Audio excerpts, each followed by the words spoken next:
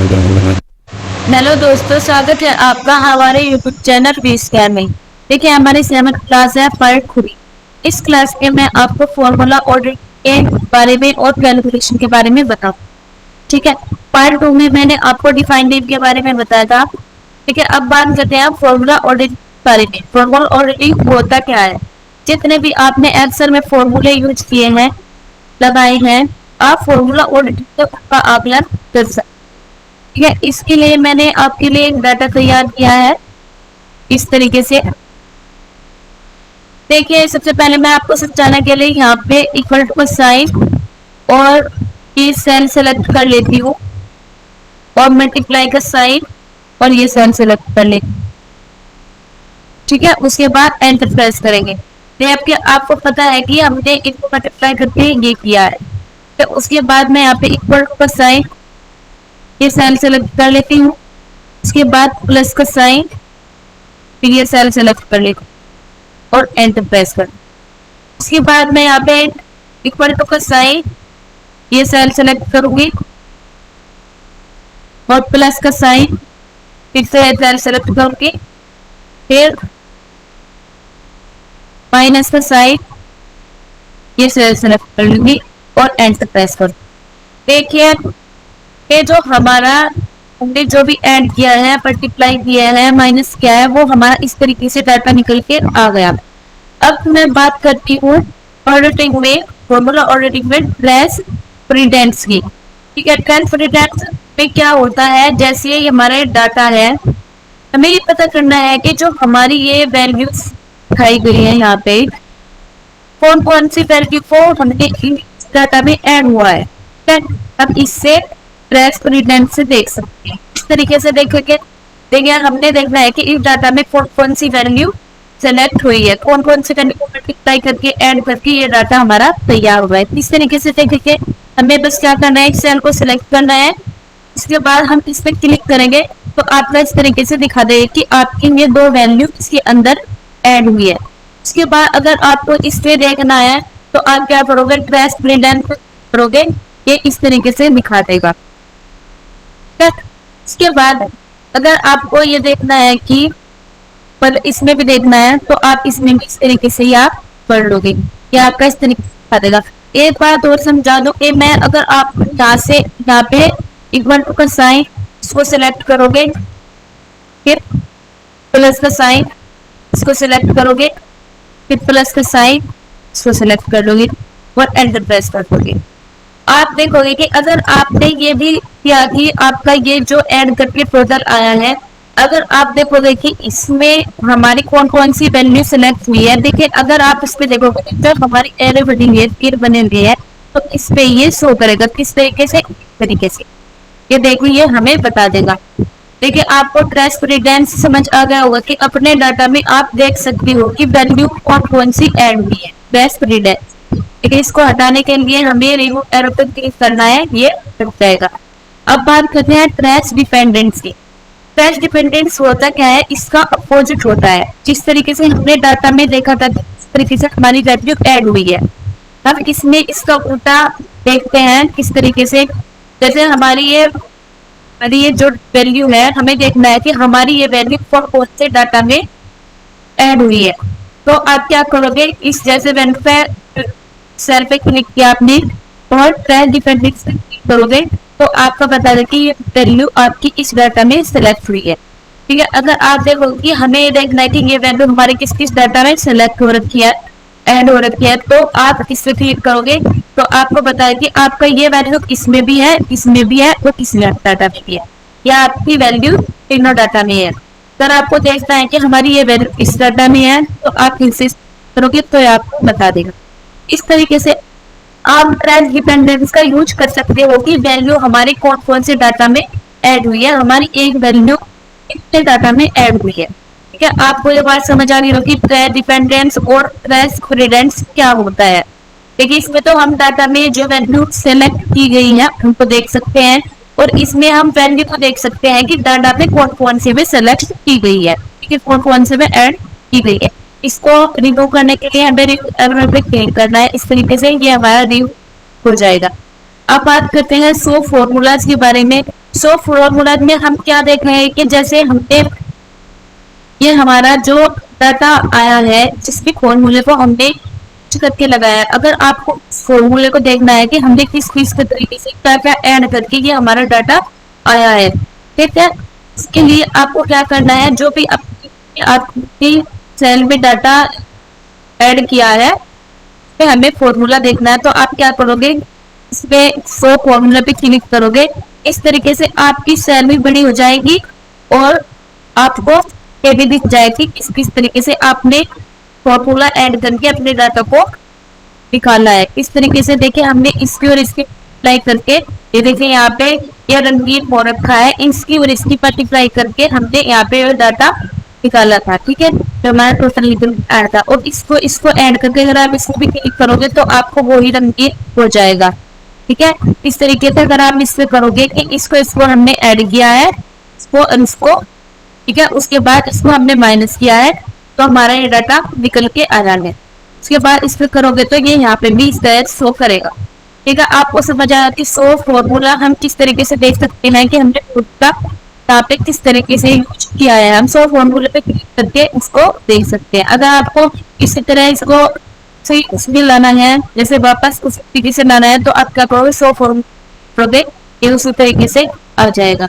अब बात करते हैं एरर चेकिंग के बारे में। एरर चेकिंग क्या होती है, देखिए जैसे हमने फॉर्मूला यूज किया था, हमने सो फॉर्मूला देखा, ठीक है, किस तरीके से हमने फॉर्मूला, उसमें कुछ भी एरर आ रही है तो आप यहाँ से एरर चेक कर सकते हैं कि क्या एरर आपकी आई है। अब बात करें इवेलुएट फॉर्मूले के बारे में। इवेलुएट फॉर्मूला क्या है, देखिए जैसे मैं यहाँ पे सेल पे क्लिक करती हूँ, उसके बाद इक्वल टू का साइन सबका फॉर्मूला यूज करूंगी, ठीक है। उसके बाद इसको सेलेक्ट कर लूंगी और यहाँ पे इस सैलरी को रेंज दे दूंगी। उसके बाद ब्रैकेट बंद करके इसका एंटर प्रेस कर, देखिए हमारा टोटल निकल के ये आ गया है। अब हमें देखना है कि ये हमारा कैसे फॉर्मूला लगा था, हमने किस तरीके से निकाला था।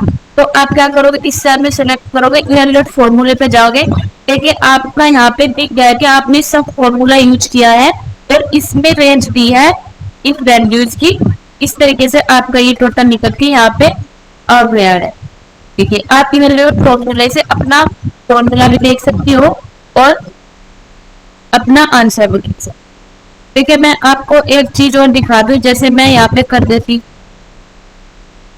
इक्वल टू का साइन, इस सेल को सिलेक्ट करूंगी, प्लस का साइन, इस सेल को सिलेक्ट करूंगी, प्लस का साइन, इस सेल को सिलेक्ट, प्लस का साइन, फिर इस सेल को सिलेक्ट करूंगी, प्लस का साइन, सेल को सिलेक्ट करूंगी, मल्टीप्लाई का साइन, ठीक है।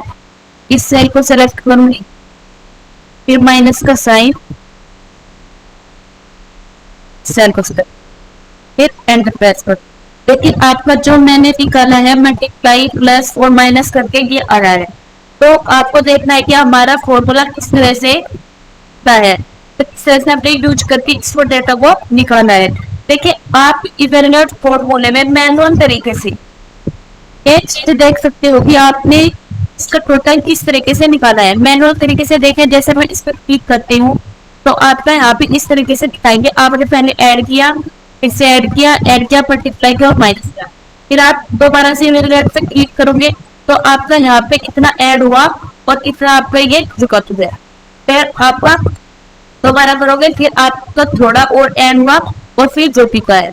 आप मैनुअल तरीके से यहाँ पे देख सकते हैं किस तरीके से आपका फॉर्मूला काम कर रहा है, पहले क्या ऐड हुआ है, फिर माइनस हुआ है, प्लस हुआ है, मल्टीप्लाई हुआ है, आप यहाँ से देख सकते हैं। इस तरीके से देख के आप अपना फॉर्मूला और बाद में आपका टोटल निकल के यहाँ पे आ जाता है। इस देखिए आपको मैं आशा करती हूँ कि आपको समझ में आ गया होगा कि इवेलुएट फॉर्मूला होता क्या है। जैसे आपने डाटा निकाला, आपने फॉर्मूला लगाया, तो अपने डाटा में देख सकते हैं मैंने तरीके से आपका फॉर्मूला किस तरीके से काम कर रहा है। अब बात करते हैं वॉच विंडो के बारे में।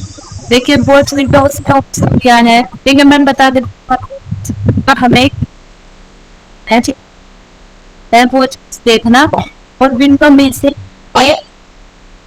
ऊपर विंडो आपके पास आएगी, जिसे आप डाटा देखकर दूसरी सीट में सेलेक्ट कर सकते हो। किस तरीके से देखिए मैं बता रही हूँ, जैसे ये डाटा है क्या, ये हमें इनको पे भी डाटा सेलेक्ट करना है। तो हम जैसे इसमें पहले इसमें से देखेंगे, फिर इस में लिखा है serial number, name, student name, फिर हम ऐसे से देखकर तरीके से हम टाइप करेंगे। तो इसके लिए मैं आपको बता दूं, इसके लिए वॉच विंडो का इस्तेमाल किया जाता है किस तरीके से। देखिए सबसे पहले हम वॉच विंडो पे करेंगे, इस तरीके से आपके पास वॉच विंडो ये आ जाएगी। इसके बाद आपको क्या करना है, देखिए आप यहाँ से वॉच विंडो को छोटी बड़ी भी कर सकते, इस तरीके से आप जाओ, इस तरीके से आप यहाँ से कर सकते। इसके लिए देखिए इसमें हमें डाटा को सिलेक्ट करना है, इस तरीके से हम एड वॉच पे क्लिक करेंगे। यहाँ पे हमारे पास एक इस तरह से विंडो क्या आएगी, इसमें आपको डाटा को जितनी आपको डाटा का सिलेक्ट करना है, आगे टाइप करना है, तो उतने डाटा को आप यहाँ पे रेंज दे दोगे। रेंज देने के बाद आपको कुछ नहीं करना है, बस इसको एंड पे क्लिक कर देना है। इस तरीके से आपके इस विंडो में ये सब एंड हो जाएगा। देखिए आपके पास ये बुक नेम और सीट नेम क्या और सेल के जो भी सेल है उसमें वो आ गया है, और यहाँ पे वैल्यू, ठीक है, जिस जिस बंदे की वैल्यू है उसकी वो हो रही है, इस तरीके से आपके पास आएगी। और आप अगर दूसरी सीट पे जाओगे, जैसे मैंने सीट पर पे इसको सेलेक्ट किया ऐसे, और सीट 2 पे आपको इसको टाइप करना है डाटा, ठीक है, ऐड कराना है। तो आप सीट पे जाओगे, तो सीट पे जाने के बाद आप देखोगे कि ये जो वॉच विंडो है आपकी सीट पे भी आ रही है। अगर आप इस विंडो पे जाना चाहोगे, इस विंडो पे भी आएगी, ये वहां से नहीं हटेगी। देखिए इस तरीके से फिर आप यहाँ से देख के, जैसे मैं सीरीज नंबर, इस तरीके से आप अपना डाटा यहाँ पे सेलेक्ट कर सकते हैं, इसमें से देख के जो भी आपको करना है। इस तरीके से आपको पहले यहाँ पे जाना, फिर यहाँ पे आना, इस पे इस सीट पे इस तरीके से नहीं आना पड़ता है। इस तरीके से आपको यहाँ पे आसानी हो जाती है। वो उस विंडो का इस्तेमाल इस तरीके से जाता है कि आप इस सहूलियत के लिए, जैसे कि आपको सीट में डाटा सेलेक्ट करना था, तो आप यहाँ से देखिए और आसानी से यहाँ पे आप इसको ऐसे टाइप कर सकते हैं। उसके बाद यहाँ पे देखिए आप वापस उसी पे चली जाती हूँ, जैसे मैं इस पे आई हूँ। अब मैं बता दूं कि आपको अगर आपको इसको यहाँ से डिलीट करना है तो आप इस तरीके से करोगे, आप यहाँ पे इसको सेलेक्ट करोगे और डिलीट पे क्लिक, ऐसे भी आपका यहाँ से डिलीट हो जाएगा। और अगर आप यहाँ पे सेलेक्ट करोगे और अपने कीबोर्ड में से डिलीट का ऑप्शन दबाओगे तो आपका वहां पे भी क्लिक जाएगा। अगर आपको सभी एक साथ डिलीट करना है तो आप क्या करोगे, शिफ्ट बटन दबाते हुए आप ऐसे सेलेक्ट करके बहुत सारे जो इमेज है आपके टाइप किए हुए, और ऐसे सेलेक्ट करके भी आप डिलीट कर सकते इस तरीके। इस तरीके से आप डिलीट, अगर आप नीचे भी ऐसे करते जाओगे तो आपका यहाँ पे तो चला जाएगा और देखिए फॉरवर्ड। उसके बाद आपको यहाँ पे डिलीट करना है, तो इस तरीके से आप इस सबको डिलीट कर सकते। इस तरीके से आप यहाँ पे डिलीट करते हो। अगर आपको एक एक करना है तो आप यहाँ से कर सकते।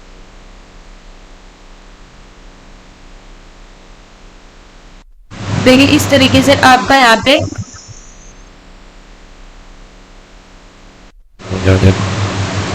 ये सब डिलीट हो जाएगा, और इस तरीके से आप यहाँ पे इसको क्लोज कर सकते। देखिए मैं बता दूं कि आपको समझ आ गया कि आपका वॉइस का इस्तेमाल आप कैसे कर सकते। देखिए अब बात करते हैं कैनफिश। ठीक है, सबसे पहले मैं यहाँ पे कर लेती हूँ इक्वल टू का साइन, सम का फॉर्मूला यूज करेंगे। उसके बाद हम इसकी रेंज देने के बाद इसको शिफ्ट के साथ ब्रैकेट बंद और एंटर प्रेस करें। आपका ये आज का है। हम क्या करते हैं कि हम इस तरीके से नीचे की साइड लाते हैं, आपका इन सब का सम हो जाता है। वो क्यों होता है, ठीक है, मैं बता देती हूँ। वो इसलिए होता है क्योंकि अगर मैं यहाँ पे जाऊँ कैलकुलेशन पे, ऑप्शन पे, तो आपका यहाँ पे ऑटोमेटिक सेलेक्ट हो रखा है, तो इसलिए हमारा ये नीचे की साइड सेम जो इनका एंड है वैल्यू टोटल निकल के आती है साइड आ जाती है। अगर यहीं पे मैं मैनुअल पे क्लिक कर देती हूँ, ठीक है, सबसे पहले मैं इसको यहाँ से डिलीट कर देती हूँ, ठीक है। उसके बाद डिलीट करने के बाद मैं यहाँ पे इसको मैनुअल पे कर देती हूँ।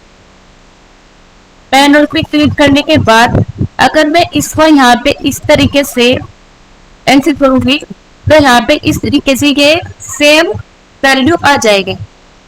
अब मैं बता दूं आपको, अगर मैं इसको सेलेक्ट करके यहाँ पे क्लिक करूंगी कैलकुलेट नाउ पे, तो आपका फिर से कोई आ जाएगा, इस तरीके से आपका आया था। अगर मैं इसको डिलीट कर देती हूँ, उसके बाद फिर से इस तरीके से ही आपका आ जाए, ठीक है, फिर आप कैलकुलेट शीट पे क्लिक करोगे तो आपका फिर से आपका जो आपका यहाँ पे डाटा आना चाहिए टोटल वैल्यू, तो वही आ जाएगी। देखिए अब हम सबसे पहले इनको इस तरीके से डिलीट करके इसको यहाँ पे कर लेते हैं 306 पे।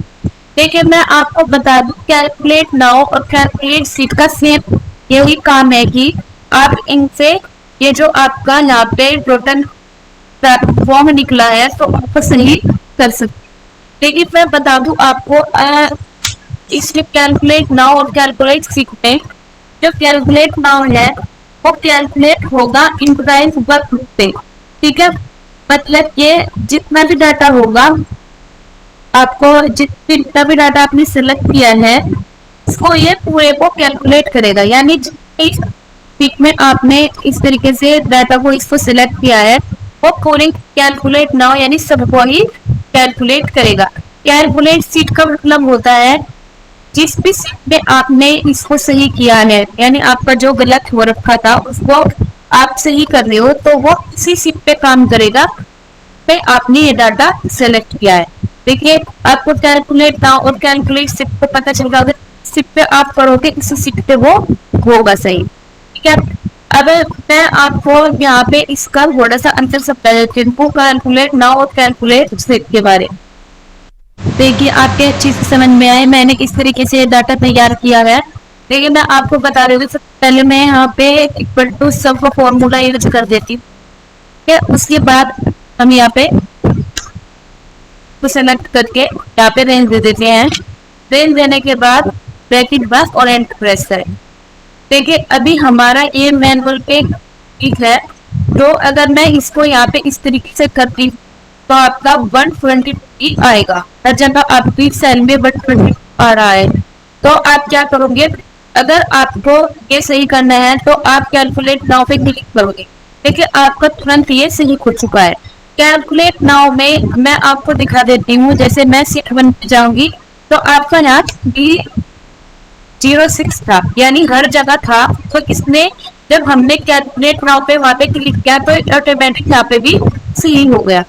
देखिए मैं आपको बता देती हूँ कि मैंने आपको इतने अच्छी तरीके से समझाया कि जो कैलकुलेट नाउ होगा वो हमारी करंट वर्कबुक पर काम करेगा, अपना शीट पर काम करेगा। यानी अगर हमारा इस ऑप्शन में मैनुअल पर क्लिक है और आपका इस तरीके से आपको सही करना है तो आप कैलकुलेट नाउ पे क्लिक करते हो तो आपका वो हर शीट पे काम करेगा। यानी हर वर्कबुक में जितना भी आपने डाटा सेलेक्ट किया है आपका किस तरीके से आया तो वो हर तरीके से आपका इस तरीके से आपका सही करेगा, ठीक है। जिस तरह से मैंने अभी बता दिया है कि आपको मैंने यहाँ पे सही किया तो आपका यहाँ पे ऑटोमेटिक सही हो चुका है, ठीक है। अब मैं बता दूं कि आपको कैलकुलेट शीट के बारे में, तो कैलकुलेट शीट पे जब आप इसको सही करोगे तो आपका बस एक ही शीट में सही होगा, जो आपने दूसरी शीट पे आपका डेटा इस तरीके से देखे मैं आपको अभी दिखाई देगी। देखो मैं इसको डिलीट करती हूँ, इसके बाद मैं यहाँ पे इसको इस तरीके से ये कर देती, ये मैंने कर दिया। इसके बाद मैं सीट 4 पे आऊंगी। सीट 4 पे मैंने ये भी डिलीट कर दिया, ठीक है। इसके बाद मैं यहाँ पे भी इसको 1 पे सेलेक्ट कर देती हूँ सेल में, ये मैंने किया। इसके बाद मैं यहाँ पे कैलकुलेट सीट पे क्लिक करूंगी, तो आपका ये सीट पे तो सही हो गया है, आपका जो कैलकुलेट था वो बिल्कुल मैनुअल तरीके से सही हो चुका है।